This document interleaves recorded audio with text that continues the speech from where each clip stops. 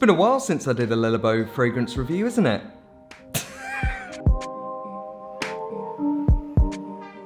What's happening, guys? It is Matt here from Sophisticated Obsession, and today I am coming back to you with another Labo fragrance review. I keep on thinking that you guys are going to be just so done and so bored with these, and yet in each single video you keep on going, yeah, can you do this one and can you do this one? If you keep on watching them, I'll keep making them for you. So today, guys, what I'm going to be doing is I'm going to be doing a video that actually I haven't come up with. Somebody actually came up with this idea in the last video that I did. A couple of people have said that they really like the sound of these fragrances, but they don't actually know where to start. They haven't actually tried Labo before. They don't really know what Labo is all about. So today I am going to be sharing with you my favorite beginner scents from the house of Labo. So today I'm going to be sharing with you 5 fragrances that I think are the most accessible for people that do not know Labo or are beginners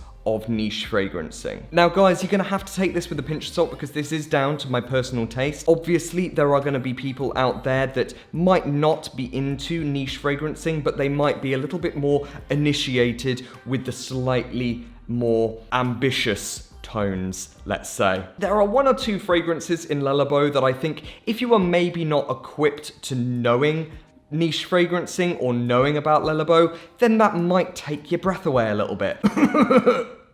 So hopefully this list is going to kind of steer you in the right direction to maybe starting this niche fragrance journey. A caveat to this, I have said the top 5, but I do have a couple of honourable mentions, purely because I think that they are great starter fragrances, but they're just not for everyone. So with that being said, let's begin.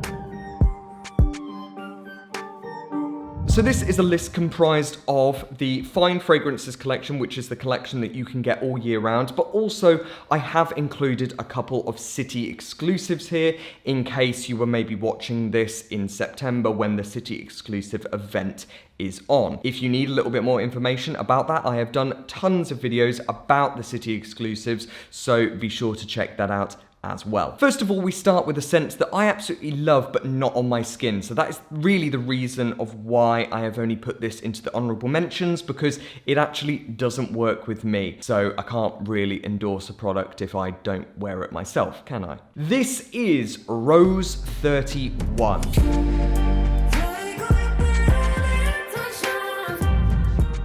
The reason of why I have put rose into this kind of beginner's list is purely because this isn't a rose that has been peppered with a load of heavy notes like oud. This obviously has a lovely rose note, and it isn't too soapy, it isn't too powdery. There is something like a subtle spiciness in here which just makes this a little bit more elevated. The problem is with this, I find, is that it just reacts really, really strangely on my skin. I think rose just in general doesn't really react that well with me. After about half an hour, it kind of ferments a little bit. It kind of goes a little bit vinegary. But if you are into your floral notes that pack a little bit of a punch and have a little bit more of a grounded body, then I think that this is a great choice. Next up, we come to another fragrance that I think has a really lovely rose note, but this is a lot darker. The only reason of why this is in the honourable mentions is because I don't think that this is a fragrance that you could wear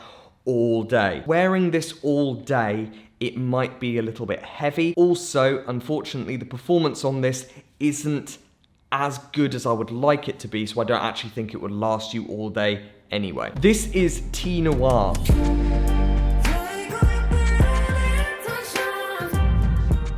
I don't particularly get much in the way of tea, but by God, it is so sexy. There are some really lovely dark notes in here, a little bit like rose, but more so. I would say rose is kind of like the daytime version of this. This is like your evening scent. If you've got the cash to then buy rose and Thé Noir, boom, there you go. You've got your evening and you've got your daytime scent. It really does depend on your circumstance. Some people like to only wear fragrance in the evening. If so, this is a great choice. Okay, we're moving on. This is the 3rd and final honourable mention. This is Citron 28.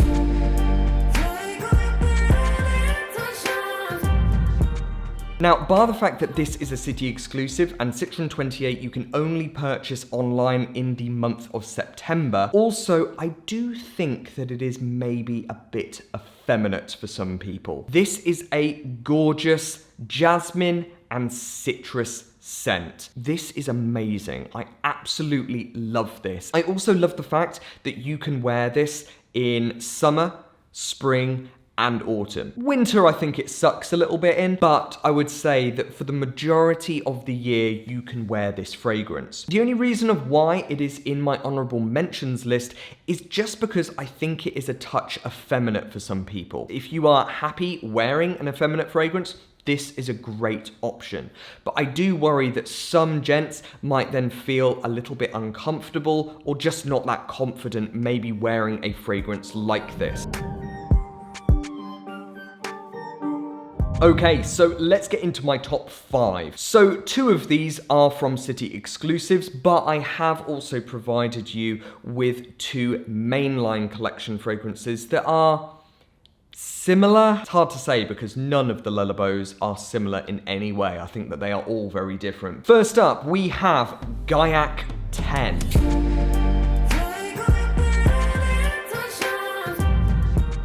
This one I have a love-hate relationship with. I do like the smell. I like that musky undertone with some really lovely, almost menthol-like elements that go over the top of this. Also, that real beautiful woodsy appeal that then adds a little bit of body to this, I think is fantastic. I think that this is a great dumb reach fragrance, and I think that this can be worn by anybody. The issue that I have with it, it's very subtle. Some people absolutely love that. That's absolutely fine. I haven't got a problem with that. But for me personally, I want to smell a fragrance and I want a fragrance to really sort of project. However, there is a mainline alternative, which is Bay 19. Bay 19 has similar elements. It's not as woodsy, but there is still a really lovely muskiness.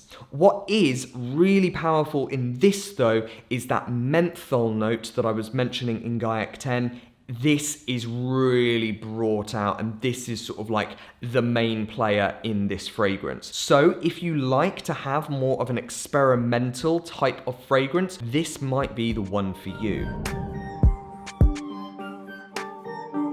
Okay, next up, this is the final city exclusive that I've got in this list. This is Mousse de Chene.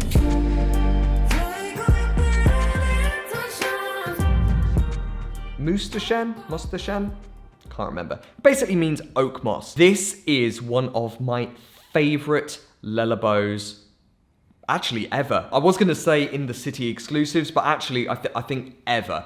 I absolutely love this. Oak moss is quite a difficult scent to temper. I find that oak moss can come across a little bit dirty, whereas this I think has a really classic and classy feel to this. This essentially is a load of wood notes all put on top of one another. This is super if you are a man that is searching for a fairly masculine scent. However, there are some subtle nuances in the background here which I think make this quite accessible to women as well. If, like me, you do not live in Amsterdam and it is not in the month of September, you could maybe try Vetiver 46. Vetiver 46 has that really lovely piney wood note. It's maybe not got as many wood notes as Mousse de Chene, but there is a really lovely kind of masculine classic feel about this. The difference is the vetiver, and that makes it a lot greener and a lot more herbaceous. I would say that Mousse de Chene is maybe a touch more versatile, but I would say that vetiver is a very good second alternative. Okay, next one. This is one that I don't have in my collection, but I think I am going to be putting into my collection very, very soon. This is Tonka 25.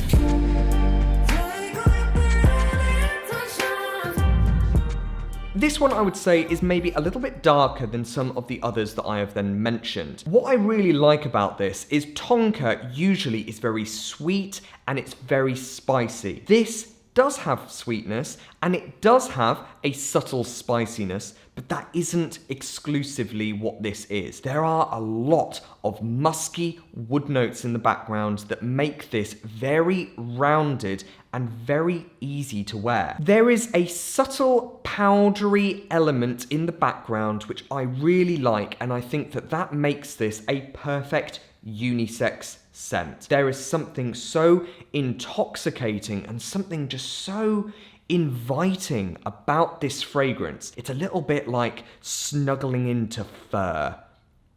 Say if you've got like a cat or a dog and you just rock up and bury your face in their fur and they look at you a little bit like, human, what are you doing? Is that just me? It might just be me. But anyway, I get that same sort of comforting feel from this. Yes, okay, it doesn't smell like dog fur, because that would be really, really weird and very experimental, but it does have that same cozy feeling. Okay, next up, it would seem very wrong if I did not include this fragrance in this list, purely because this was actually the fragrance that started my Le Labo journey. This is Bergamote 22.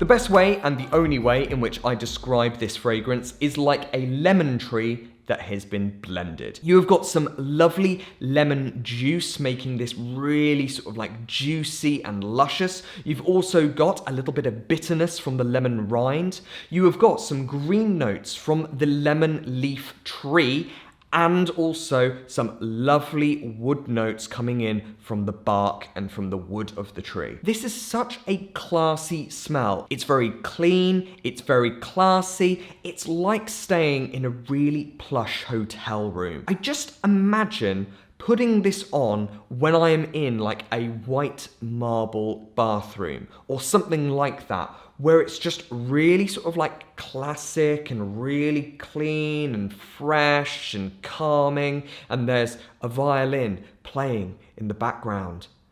I went to a really weird place then. Maybe that was lockdown talking. Maybe that's just me missing holidays. But this is a very easy fragrance to get along with. When I first got the Le Labo Discovery set, this was the first fragrance when I tried it on a blotting card that I was like, oh, I like that. The others, ironically, I didn't like. I was a bit like, whoa, these are a bit weird. I'm not really sure what I'm supposed to do with all of these. But this one just instantly spoke to me, so that was why this was my first ever Le Labo.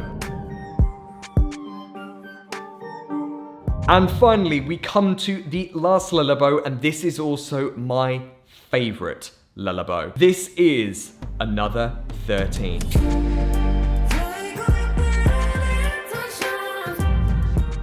Essentially, this is a musk scent through and through. You get a couple of notes in the background that are a little bit sweeter, maybe a little bit fruity, some like appley or pear-like accords. There's a couple of woodsy elements in the background that might come from the musks, I'm not too sure, but they add just a little bit of body and depth to this fragrance so that it's not too airy and light. This is a really weird one because I spray it and I'm a bit like, oh, it's disappeared, it's just gone, it's vanished. And then somebody will, like, a couple of hours later just go, wow, Matt, you smell really nice. This has a fantastic performance without being overpowering, overbearing to give you a headache. Also, people around you love this. So guys, if it is compliments that you are after, give this one a try.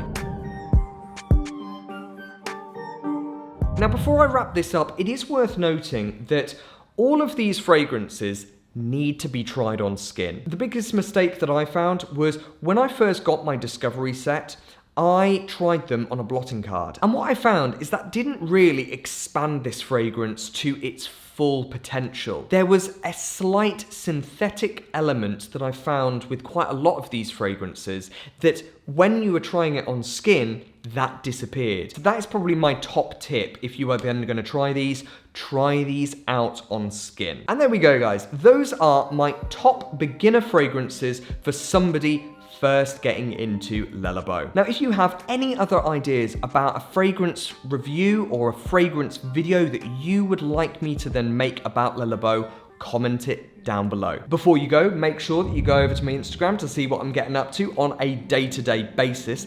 And if you have not done so already, hit that big subscribe button. And that is it. Hope you have an amazing rest of your day, whatever you are doing, and I'll see you in the next one.